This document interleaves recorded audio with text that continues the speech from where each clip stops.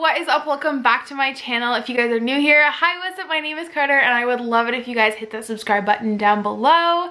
I make these budget videos bi-monthly, every 2 months, usually when I want, and I just love sharing my budgeting tips and tricks that I've learned throughout college with you guys. So like the title says, today is going to be a February budget video. This is going to be, like, I think, probably the most real and authentic one I've done. Not that the other ones haven't been real, but this one is just like kind of going to be next level authentic with you guys and just talking, and hopefully you guys can relate to this because I feel like what I'm going to be talking about is something that we all go through at some point.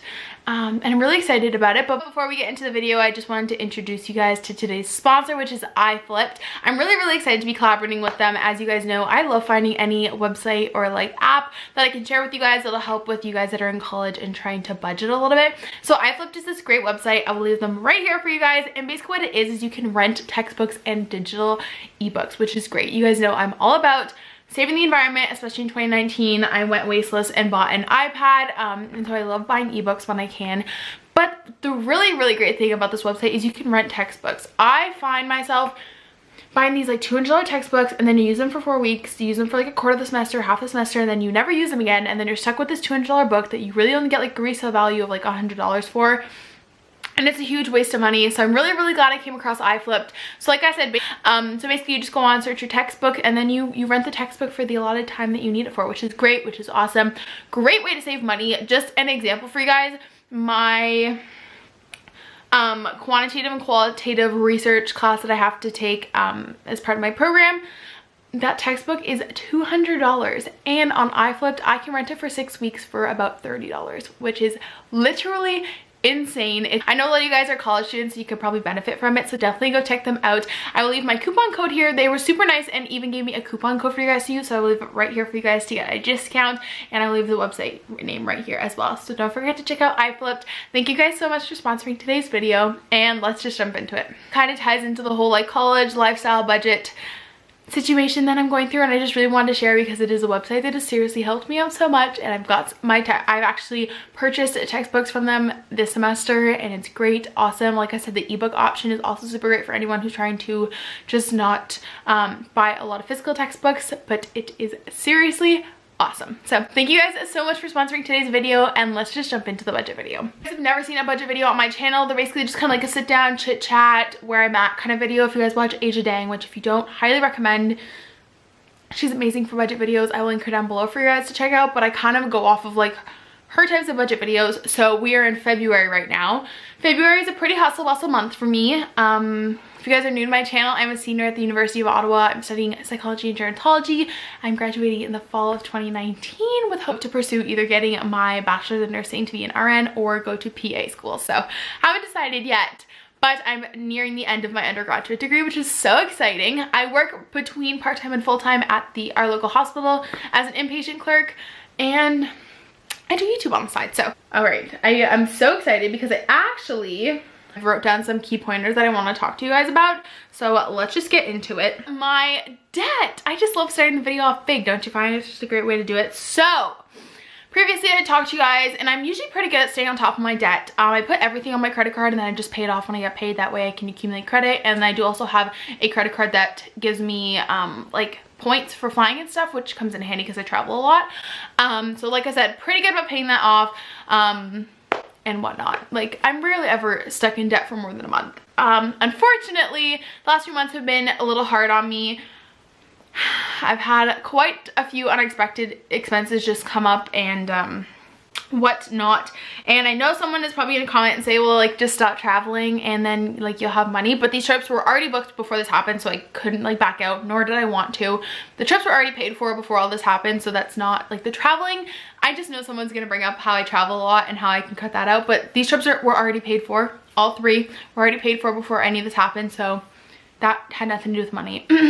I bought a new car in 2018, which is exciting, but my winters for my old car didn't fit these ones, and they were pretty old, so I couldn't really get a lot for them. So I had to buy new winters, which was about $1,200. And then I had to, so the only thing actually I did have to pay for, I had to pay for my flight for this trip here, which was crazy expensive because it's spring break. So usually I pay about $380 to $400 for a flight to Orlando. I paid $650, so add that in, so we're at like $1,800 right now.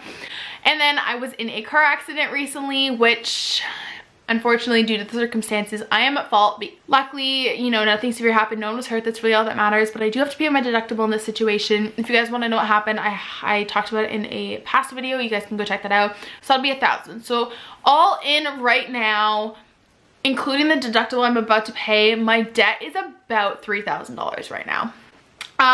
Which I am not going to say anything. I'm not going to sit here and complain about because I'm very fortunate. My dad paid for my university education, so I'm coming out of university with no financial loans or financial aid that I have to pay back, which I'm very, very, very blessed and fortunate for. I don't want you guys to think I'm not. I'm very blessed for that. So really, it's not a huge deal. Stuff like this happens, I get in a huge slump about it, but it's life. You know, unfortunately, credit cards aren't for emergencies, but also like that is what they're there for, if need be. Like if I didn't have a credit card, I wouldn't have been able to even buy winter tires or pay for my car repairs, you know? So that's what's going on. I'm about $3,000 in debt right now. Luckily, I will probably get back about $1,200 in taxes in the next month because I do make money back. I don't know why I get money back. I just do. I think it's because I'm in school. And then so that leaves me with probably about $1,800 to pay off. My plan is to attack it super quick as soon as I can. I have been really, really good at budgeting lately, guys. So after I just kind of want to like start this video off by talking to you guys about that. I've been just picking up a ton of extra shifts, obviously if they don't interfere with class and like exams and stuff, and obviously school is my #1 priority, but I've been picking up a ton of shifts. I'm very grateful to have my job because there's always opportunities to pick up shifts somewhere. I have a really good system. I finally found like a really good system that works. So I have my Excel spreadsheet, which I will show you guys on the screen right here super quick for you guys. Priority is bills. As soon as I get paid, I put money into my savings. I have 2 savings accounts. So I have a like real savings and then like kind of just like basically a second checking account. And so as soon as I get paid, a lot of my bills come out the week after. And so what I do, just to make sure I won't spend it, just, you know, I stick the bills I have to pay into my savings account. So that way the day before they're due, I just take them out, put them back in my checkings, and then, you know, we're good. So bills are obviously #1 priority. I'm very, very fortunate that I have very stable hours at work and like I never will have to really worry about not being able to pay my bills, which I'm very fortunate about. I leaves me usually during the school year, if I work like a normal week, a normal 2 weeks worth of hours, I'll probably have about $300 to $400 left for spending after everything, after bills. If I wasn't in debt, I'd probably put half of that in my savings and spend half. As you guys know, I'm into super strict. I'm very, very good with my money. I buy like $2 coffee at Tim Hortons and that's really it. I don't eat out a lot anymore. I'll eat out maybe once or twice a week with Brooklyn. Usually only really once a week. I've been trying to, and I've been really good at packing lunches and dinners. I don't really go shopping a lot, so that's that. I'm really, really good budget-wise with that. I give myself a set amount to spend on like coffee and food if I need it, and after that runs out, there's no more. But the great thing, like I said, about my job is I can pick up extra shifts. So I've been picking up a lot of extra shifts, and basically since I make my budget according to the hours I work, I get a schedule ahead of time, and so I calculate my hours and I make my budget for the next 3 months ahead of time. So I base it on that. Any extra shifts I pick up technically have not been calculated into my budget, so that stuff goes right onto my credit card or right into my savings, depending on if I'm in debt or if I'm not in debt. That way, you know, this money is not being accounted into your budget. You've already accounted your bills and everything into your like actual paycheck, and any shifts extra you pick up are just extra money, right? So that's how I do it. I know some jobs aren't fortunate enough to be able to pick up extra shifts, but there's no harm in asking. I call staffing all the time to ask if I can pick up extra shifts, even if it's not on my floor.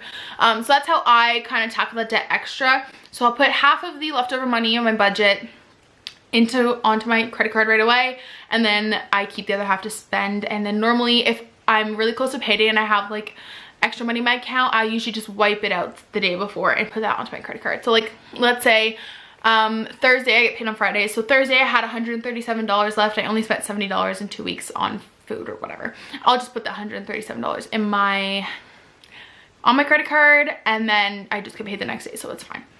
I do the cash system. I take out a certain amount of cash, and that's all I'm allowed to spend. But yeah, basically that's my system. It works really, really well for me because technically the money, when you pick up extra shifts or you swap shifts or whatever, that money, you know, you've already accounted for your paycheck and your bills. So this is all just extra money. So if you weren't working it, you wouldn't notice it's not there. So why not just stick that onto your credit card? So I just keep track. I have a column on my budget tracker where I keep track of all the extra shifts I've picked up. So when I get paid and I get my paycheck, I see all those hours and how much I would make from that.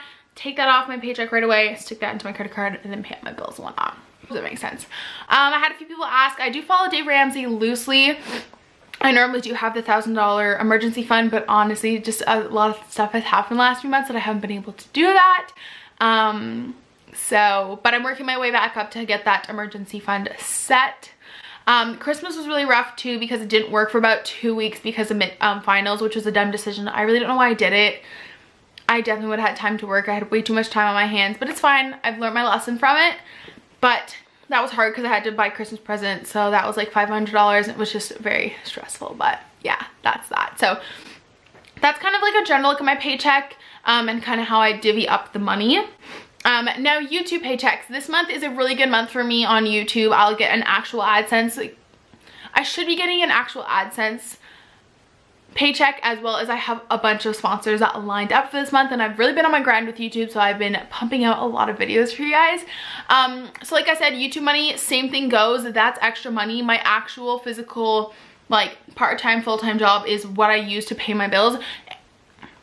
Any extra money from YouTube, whether it's AdSense or sponsorship deals, I just either put right into my savings or right into my credit card, or I let myself spend the money on myself, if that makes sense. I'm not a huge spender on myself. I don't go shop a lot. The money's just extra money for me. I mean, I love what I do on YouTube, and like the money's just really a bonus.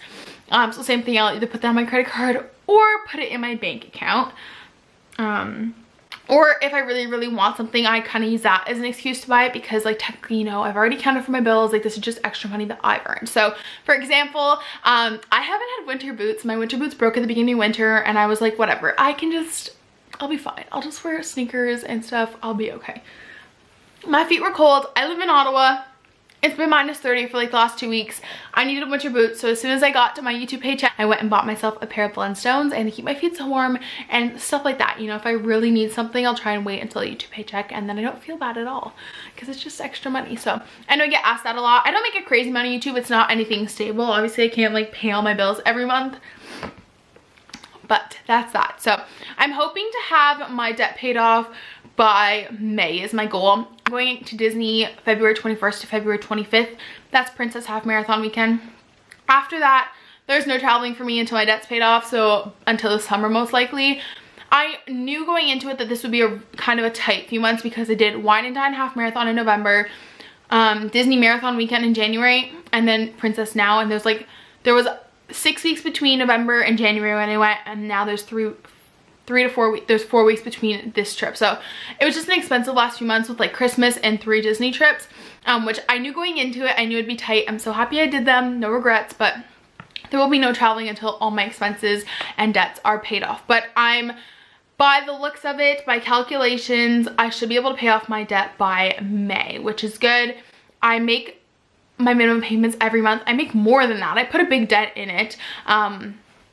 But I put a big debt in them every month, so I don't have to worry about my credit going down or anything. It's just not going up.